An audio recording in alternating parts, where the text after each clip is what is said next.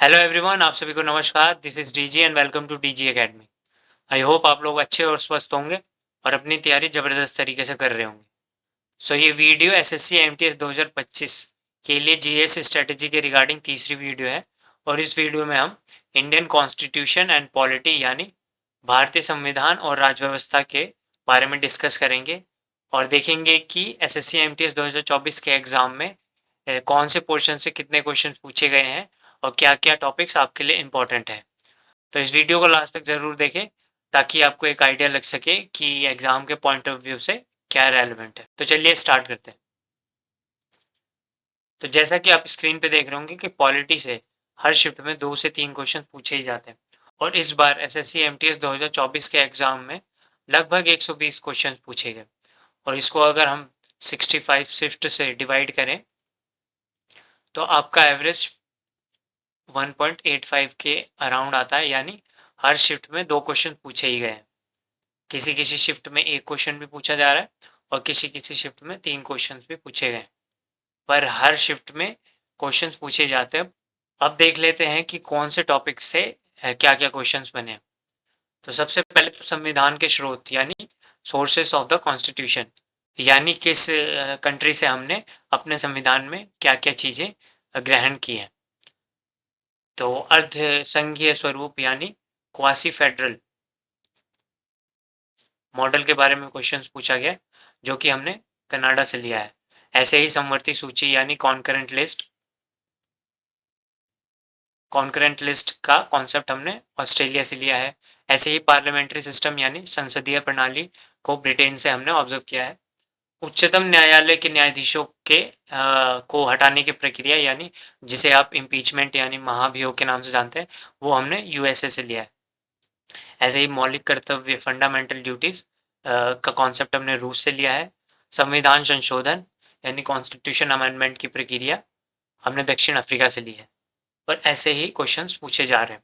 समवर्ती सूची की अवधारणा जो कि आपको पहले मैंने बता ही दिया। फिर डीपीएसपी जो कि राज्य के नीति निर्देशक तत्व हमने आयरलैंड के संविधान से बोरो किए।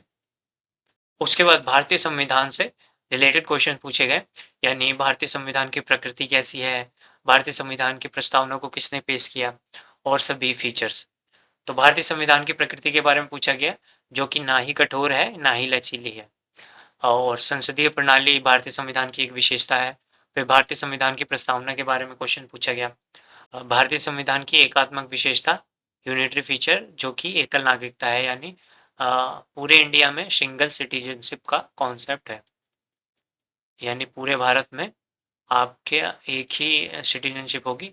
हमारे यहाँ दोहरी नागरिकता नहीं है। अगर हम यूएसए का एग्जांपल ले तो वहाँ पे 50 स्टेट्स हैं, आप लोग जानते ही होंगे। तो हर स्टेट्स की अलग यूनिक आइडेंटिटी है सिटीजन्स की, और उसके बाद से एक अलग अमेरिकन सिटीजनशिप भी होती है। तो वहाँ अमेरिका में डुअल सिटीजनशिप है, बट इंडिया में सिंगल सिटीजनशिप का कॉन्सेप्ट है। ऐसे ही संसदीय प्रणाली की विशेषता क्या है। प्रारूप समिति यानी ड्राफ्टिंग कमेटी के अध्यक्ष कौन थे, तो वो डॉक्टर भीमराव अम्बेडकर थे। मौलिक अधिकार उप समिति के अध्यक्ष जेबी कृपलानी थे। भारतीय संविधान के मूल आर्टिकल्स कितने थे, यानी जब हमारा संविधान बना तो उसमें कितने आर्टिकल्स थे, तो उस टाइम 395 आर्टिकल्स थे। अभी प्रेजेंट की बात करें तो 450 प्लस आर्टिकल्स हैं। भारतीय संविधान की मूल संरचना किस पे आधारित है, तो वो भारत सरकार अधिनियम 1935 पर आधारित है।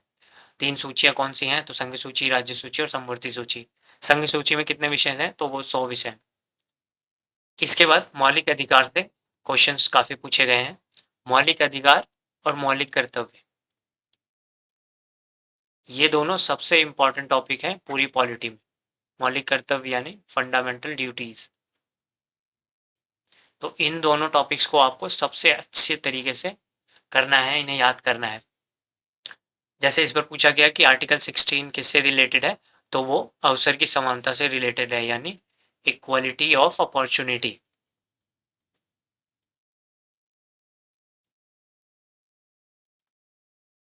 ऐसे ही आर्टिकल 21 ए होगा ये। तो आर्टिकल 21 से 11वें मौलिक कर्तव्य का पूरक माना जाता है। मतलब जो 6 साल से 14 साल के बच्चे होंगे उन्हें स्टेट एजुकेशन प्रोवाइड करेगा। उसके बाद आर्टिकल 21 में स्वतंत्रता का अधिकार, जीवन और व्यक्तिगत स्वतंत्रता की सुरक्षा, सांस्कृतिक और शैक्षिक अधिकार, जिसमें अल्पसंख्यकों को उनकी भाषा, लिपि या संस्कृति के बारे में हितों की गारंटी देता है आपको इंडियन कॉन्स्टिट्यूशन। समानता का अधिकार, शोषण के विरुद्ध अधिकार, फिर अवसर की समानता आर्टिकल 16 से रिलेटेड है। फिर दोबारा वही क्वेश्चन पूछा गया, और ये हम आदेश देते हैं वी कमांड, ये क्वेश्चन रिट से संबंधित है जो आर्टिकल 32 के बेस पे सुप्रीम कोर्ट इंडियन सिटीजन्स को देता है, जिसमें आपको संवैधानिक उपचारों का अधिकार मिलता है। संवैधानिक उपचारों का अधिकार यानी राइट टू कॉन्स्टिट्यूशनल रेमेडीज।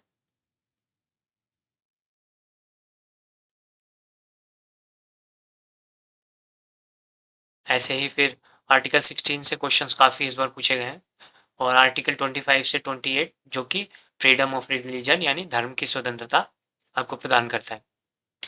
उसके बाद डीपीएसपी से क्वेश्चंस पूछे गए, राजनीति के निर्देशक सिद्धांत। डीपीएसपी जो कि हमने आयरलैंड से बोरो किए हैं, यानी आयरलैंड के कॉन्स्टिट्यूशन से हमने इसको अपने कॉन्स्टिट्यूशन में इंक्लूड किया है। राज्य के नीति निर्देशक सिद्धांत गांधीयन प्रिंसिपल यानी गांधीवादी विचारधारा पे बेस्ड है। आर्टिकल 46 के बारे में पूछा गया।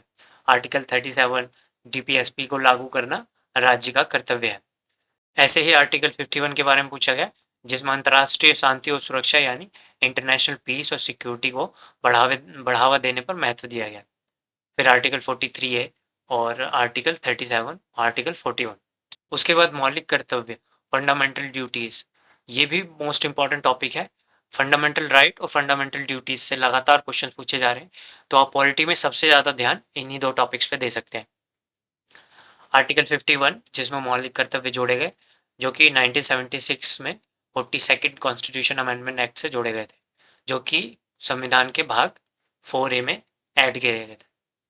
आर्टिकल 51, आर्टिकल 51A में आपको पता होगा कि फंडामेंटल ड्यूटीज हमारी टोटल 11 हैं, मतलब ABCD से लेकर K तक 11 फंडामेंटल ड्यूटीज हैं। तो हर ड्यूटीज आपको अच्छी तरीके से याद होनी चाहिए, मतलब 11 मौलिक कर्तव्य आपको उंगलियों पे याद होने चाहिए, क्योंकि हर मौलिक कर्तव्य से क्वेश्चन पूछा जा रहा है। जैसे इस बार पूछा गया कि आर्टिकल 51A के 8वें मौलिक कर्तव्य किससे रिलेटेड है, तो वो वैज्ञानिक दृष्टिकोण, मानववाद और ज्ञानार्जन का सुधार तथा सुधार की भावना को विकसित करना है, यानी भारतीय नागरिक को वैज्ञानिक दृष्टिकोण को बढ़ावा देना चाहिए। फिर गौरवशाली परंपरा और संस्कृति को महत्व देना और परिरक्षण करना पे एक एग्जाम्पल बेस्ड क्वेश्चन आया था। आर्टिकल 51 के क्लॉज सी में भारत की संप्रभुता, एकता और अखंडता को बनाए रखने का आह्वान किया गया। उसके बाद आर्टिकल 51A में संविधान को का पालन करें, उसके आदर्शों और संस्थाओं, राष्ट्रीय ध्वज और राष्ट्रगान का सम्मान करें। तो मौलिक कर्तव्य से लगातार क्वेश्चन पूछे गए।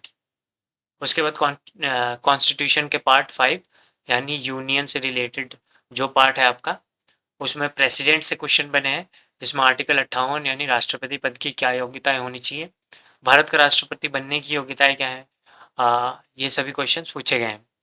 फिर पार्लियामेंट से रिलेटेड काफ़ी क्वेश्चन पूछे गए इस बार, जैसे आर्टिकल 74 और 75 किससे रिलेटेड है, तो वो संसदीय स्वरूप का प्रावधान करता है। फिर प्रधानमंत्री से क्वेश्चन पूछा गया कि प्रधानमंत्री वास्तविक कार्यपालक है। आर्टिकल 88 में बोला गया है कि महान्यायवादी को संसद के किसी भी सदन में बोलने का अधिकार है। फिर आर्टिकल 77(1), आर्टिकल 79, आर्टिकल 76, आर्टिकल 74(1) जिसमें मंत्रिपरिषद का प्रमुख प्रधानमंत्री होता है, उसके बारे में प्रावधान किया गया है। फिर आर्टिकल 75 और 74। उसके बाद आपका प्रमुख संविधान संशोधन के बारे में पूछा गया, यानी मेजर कॉन्स्टिट्यूशन अमेंडमेंट। इसमें 44वें संविधान संशोधन, जिसमें आपका संपत्ति के अधिकार को मौलिक अधिकार से हटाकर उसे कानूनी अधिकार बना दिया गया, और वो आर्टिकल 300A में उसको ऐड कर दिया गया। ऐसे ही 42वें संविधान संशोधन, जिसमें मौलिक कर्तव्यों को जोड़ा गया आर्टिकल 51A में। फिर से 86वां संविधान संशोधन, जिसमें 11वें मौलिक कर्तव्य को जोड़ा गया, और 86वें संविधान संशोधन से लगातार क्वेश्चन पूछे गए इस बार। चाहे वो 42वां संशोधन हो। धर्मनिरपेक्ष शब्द जोड़ा गया 42nd अमेंडमेंट एक्ट 1976 से। उसके बाद देख लेते हैं अब आर्टिकल्स जो हैं, इंपॉर्टेंट आर्टिकल्स, मेन आर्टिकल्स हैं ये।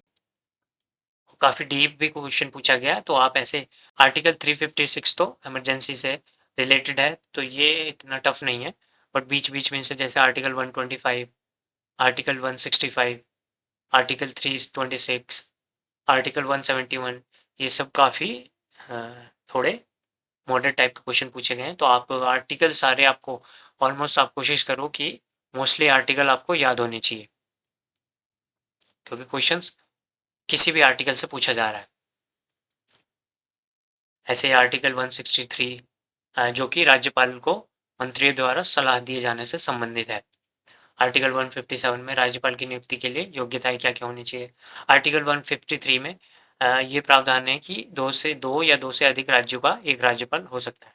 उसके बाद भारतीय संविधान से क्वेश्चन पूछे गए, इसमें आप मिसलिनियस में जैसे अलग अलग क्वेश्चन पूछे गए, तो उसको आप मिसलिनियस में ले सकते हैं। जैसे कार्यपालिका के कौन कौन से अंग हैं, सर्वोच्च न्यायालय के क्या क्या कार्य हैं, राष्ट्रीय पार्टी की कंडीशंस क्या होती हैं। तो इलेक्शन कमीशन ऑफ इंडिया के हिसाब से राष्ट्रीय पार्टी की 3 कंडीशंस होती हैं, जिसमें से एक कंडीशंस पे क्वेश्चन बना था। उसके बाद केशवानंद भारती बनाम केरल राज्य के बारे में पूछा गया। भारत कब संप्रभु लोकतांत्रिक और गणतंत्र बना, तो वो 26 जनवरी 1950 को बना।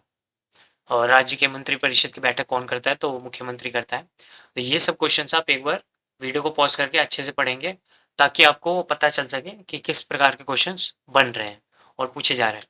तो ये सभी क्वेश्चंस इस बार एमटीएस के एग्जाम 2024 में पूछे गए हैं पॉलिटी सब्जेक्ट से। तो आई होप आपको आइडिया लग गया होगा कि क्वेश्चंस कैसे पूछे जा रहे हैं। तो अगर ये वीडियो आपके लिए हेल्पफुल होगा, तो आप इसे शेयर करें और लाइक करें, और चैनल को सब्सक्राइब कर लें, ताकि लगातार आपको स्ट्रेटेजी की वीडियोस ऐसे ही मिलती रहें और उनका नोटिफिकेशन आपको टाइमली मिल सके। तो चलिए, तब तक के लिए धन्यवाद, मिलते हैं नेक्स्ट वीडियो में।